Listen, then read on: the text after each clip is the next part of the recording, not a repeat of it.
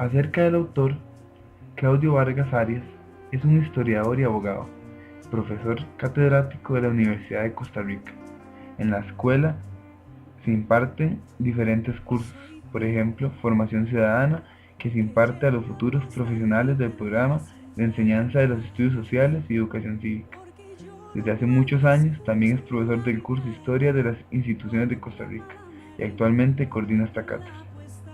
En la actualidad y desde hace varios años es miembro titular del Tribunal Electoral Universitario de la Universidad de Costa Rica.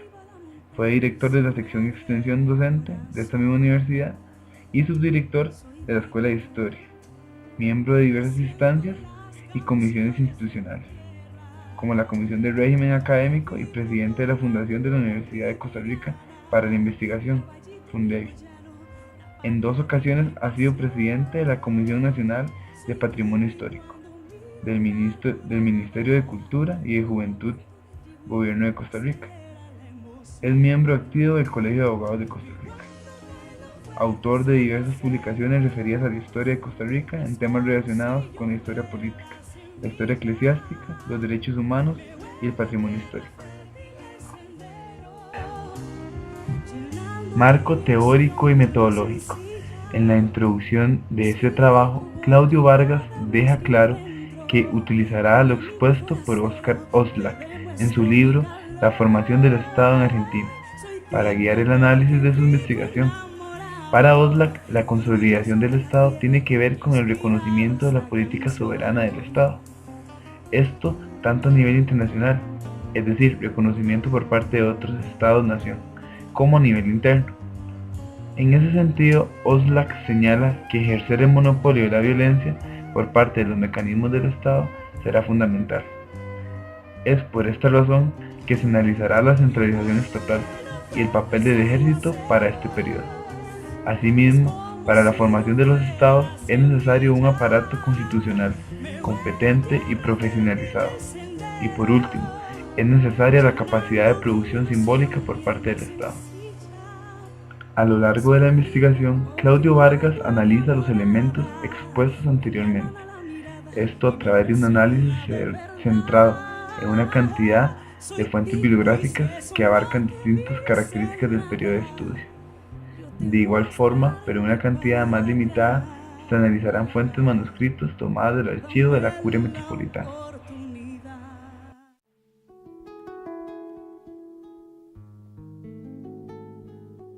Una obra exhaustiva, no fundamentalmente un ensayo introductorio a un momento importante en la historia de Costa Rica, cuál es la consolidación del Estado liberal. Diríamos que es una obra que trata de ser amplia en el sentido de que incorpora un análisis de lo económico, lo social, lo político y también lo cultural. No procura quedarse únicamente con una descripción, sino entender la consolidación del Estado costarricense como un proyecto también que puede ser analizado desde un punto de vista más teórico. Por eso toma como referencia los atributos que definen la estadidad establecidos por el argentino Oscar Oslak. Apartado 1. La consolidación estatal, la constitución del Estado liberal, las reformas liberales. El desarrollo del liberalismo. El liberalismo se posiciona como el marco ideológico que justifica la consolidación y formación de los nuevos estados en América Latina. Las libertades para los individuos se fundamentan en razón de un contrato social en el cual el gobierno es la prueba de la aceptación en la sociedad de las condiciones delimitadas en la constitución política. Lo anterior, a partir de principios como el derecho a la propiedad privada y de la soberanía como un atributo popular. Así las cosas, la sociedad costarricense se interna en una dinámica donde progreso significa desarrollo material. Esta lógica se enfrenta a través de 2 dimensiones. Una primera, en la cual se establecen lazos comerciales con empresas transnacionales.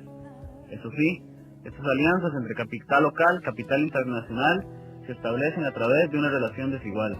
La segunda dimensión del desarrollo material tiene que ver con los proyectos que impulsa la clase gobernante al interno del país, que van desde mejoras en el transporte hasta cambios en las condiciones de vida y en los patrones de consumo. Lo anterior se resume en la frase dejar hacer, dejar pasar. Vargas recalca que el papel jugado por la prensa escrita en esta época es fundamental, en el entendido de que las ideas descritas anteriormente son debatidas, reformadas, producidas y reproducidas, analizadas y finalmente apropiadas por un colectivo cada vez más heterogéneo, disperso y anónimo. El proyecto Nación de los Liberales. El Estado buscaba consolidar los sentimientos de pertenencia a una supuesta nación, con el fin de legitimar el orden político establecido. Esto a través de la construcción de monumentos, desarrollo de instituciones y la elaboración de la historia del país a través de sus héroes y mitos. Las reformas liberales y las leyes anticlericales, 1870-1890. Las relaciones entre el Estado costarricense y la Iglesia Católica no han sido lineales en su comportamiento. De hecho, es posible evidenciar durante la administración del general Tomás Guardia relaciones de tipo cordial. Ejemplo de esto son las instituciones educativas que se erigen en el Valle Central bajo mandato eclesiástico. Estas relaciones cordiales se acaban con la muerte de Guardia y la llegada de sus sucesores. Para mediados de la década de 1880 se emiten las leyes anticlericales, las cuales, según el autor, buscan limitar la injerencia de la Iglesia Católica en la sociedad. Esto, sometiéndola al control del Estado. Nuevamente, el papel de la prensa escrita es protagónico. A través de este espacio se difunden las ideas y proyectos del Estado liberal, pero también la Iglesia Católica usará la prensa escrita para confrontar estas ideas y proyectos. Las principales disposiciones por parte del Estado costarricense se suscitan posterior a la administración de Próspero Fernández, entre las que más destaca se encuentran la expulsión del obispo Bernardo Augusto Pil y de los jesuitas, la secularización de los cementerios, la prohibición de órdenes monásticas, una reforma educativa con un claro acento laico y un código civil que despoja a la Iglesia del monopolio del matrimonio y legaliza el divorcio. La reforma educativa y la clausura de la Universidad Santo Tomás. Los conjuntos normativos denominados Ley Fundamental de Educación 1885 y Ley General de Educación Común 1886 marcarán el camino a seguir por la educación costarricense en el periodo en estudio. El cierre de la Universidad Santo Tomás se enmarca en lo descrito anteriormente, por una parte, debido a su carácter pontificio y por otro lado, debido a su incapacidad de adaptarse a las nuevas necesidades del sistema educativo costarricense. El desarrollo institucional, crecimiento de la administración pública. A partir de 1870 y hasta inicios de la Primera Guerra Mundial se da un crecimiento de la administración estatal costarricense, con el fin de obtener un aparato institucional competente y profesionalizado. Este crecimiento hace posible la consolidación de la institucionalización del poder, donde se fomenta la primacía de ley y se da una autonomización relativa del ente público frente a los intereses y conflictos de los grupos económicamente poderosos del país. Constitución Política de 1871. Para la administración de Tomás Guardia se rescata uno de sus principales logros, la emisión de la Carta Magna. Esta Carta Constitucional amplía y delega mayores atribuciones al Poder Ejecutivo, le permite consolidar su gobierno, además, permite disponer de un fuerte ejército y consolidar aún más las amplias facultades otorgadas, permitiéndole acercar al Estado a los planteamientos liberales. Esta nueva Constitución se desarrollan los derechos fundamentales, entre ellos garantías individuales, igualdad ante la ley, libertad de tránsito, derecho a la reunión pacífica, entre otros. Establece el habeas corpus y se definen los alcances de la ley. Para 1882 se introduce un cambio bajo el mandato de Guardia al declarar la vida humana en Costa Rica es inviolable.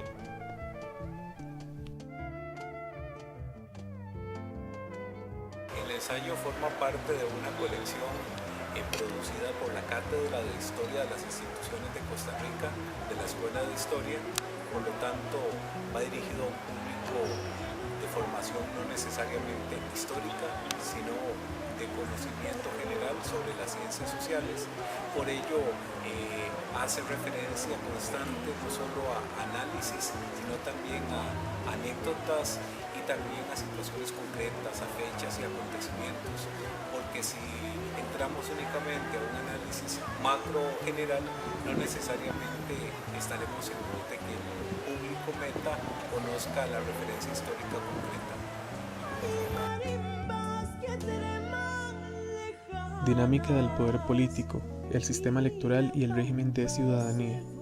En la segunda parte del siglo XIX se da un cambio en las prácticas políticas y electorales debido a la vigencia de las garantías individuales, presencia y desarrollo de la prensa y opinión pública. Por otra parte, los periódicos adquieren un espacio de discusión pública debido a la importancia obtenida por la prensa. Esto promueve una mayor participación de los diversos sectores en la vida política del país. Para 1889 se da el primer enfrentamiento entre dos partidos políticos, lo cual evidencia un inicio de las prácticas políticas electorales y una mayor participación de los sectores sociales en hacer valer sus derechos. El gobierno de Tomás Guardia, 1870-1882. Uno de los aspectos más importantes del gobierno de Guardia es el fortalecimiento del ejército, esto debido a diversos factores. En el ámbito interno, como el control social ante los que se oponían al proyecto civilizador, doblegar fuerzas ante los golpes de Estado, y en el ámbito externo por problemas limítrofes, amenazas ante un proyecto de unión centroamericana que amenazaba la soberanía territorial, un Estado en consolidación y el proyecto político de Guardia. La transición política a la democracia liberal, 1882-1890. Para este periodo se da una transición política con un protagonismo de las ideas liberales e ideas anticlericales, bajo el mando de Próspero Fernández Oriamuno y su sucesor Bernardo Soto Alfaro. En este periodo se puede rescatar unas de las negociaciones realizadas por Bernardo Soto con la Iglesia Católica, en la cual se encontraba en crisis producto del destierro de su obispo Bernardo Augusto Thiel. Algunos atribuyen que estas negociaciones le permitieron al mismo ganar las elecciones de 1886.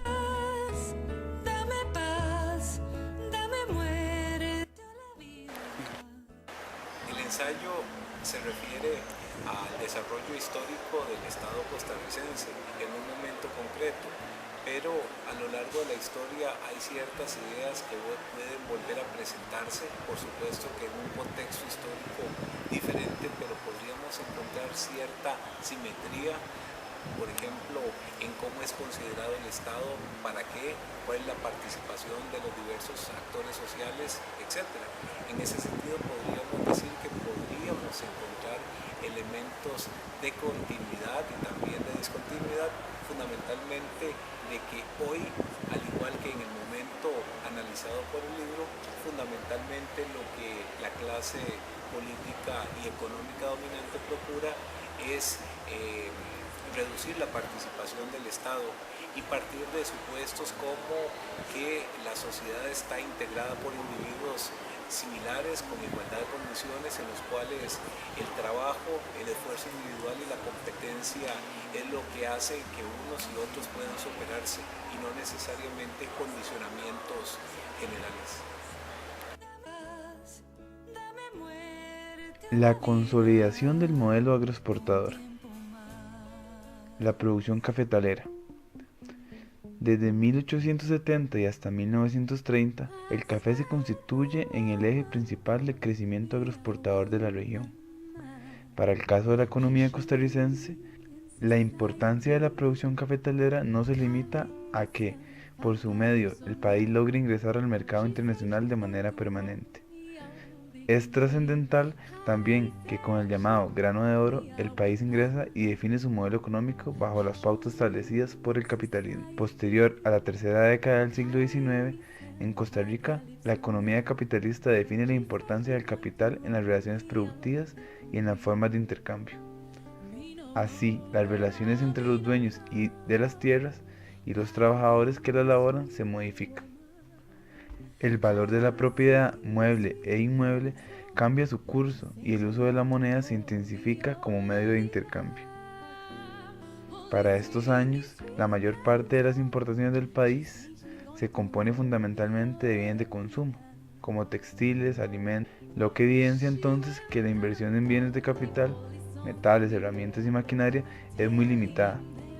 Pese a lo anterior y a las bajas coyunturales, continúa la producción cafetalera durante la segunda mitad del siglo XIX, con una clara y decidida tendencia en ascenso, lo que estimula el sometimiento al monocultivo. Ferrocarriles e inicios de la plantación bananera. A pesar de que un proyecto ferrocarrilero para unir el conjunto de países de Centroamérica no fue un tema que ocupó a los gobernantes de la época, Las condiciones internas de esos territorios y el contexto internacional fueron propicios para que se diera de esta manera.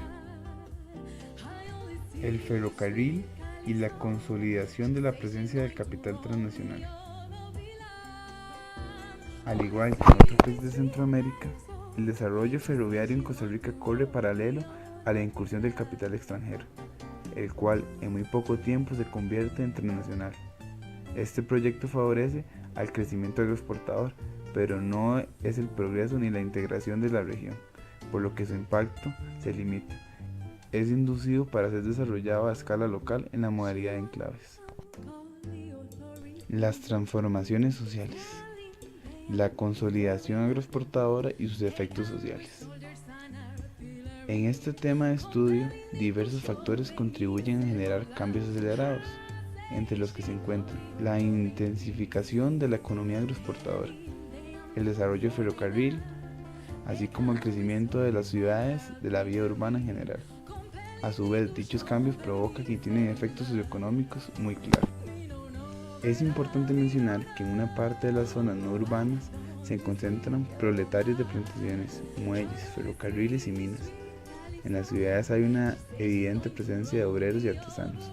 Pese a ello, la intensificación acelerada del modelo agroexportador contribuye a segregarlos del resto de la sociedad y privarlos paulatinamente de los beneficios de la modernización y el progreso liberal.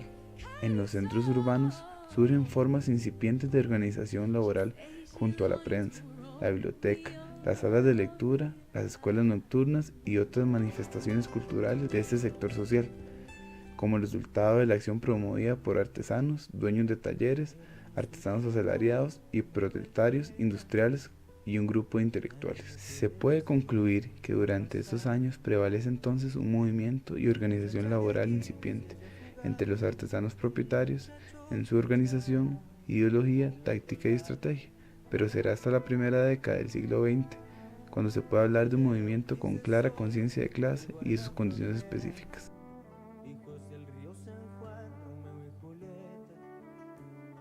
Me parece que lo más importante de una obra general y dirigida a un público no especializado es que el público entienda que la historia no es un conocimiento exclusivo para personas que se dediquen a la investigación histórica o al estudio de la historia, sino fundamentalmente encontrar la relación entre pasado y presente y de que difícilmente vamos a entender la actualidad, las instituciones y una serie de expresiones culturales sin tomar en cuenta los antecedentes. Entonces, entender que la historia costarricense está presente hoy y que es necesario entenderla como cualquier otra historia de cualquier cultura.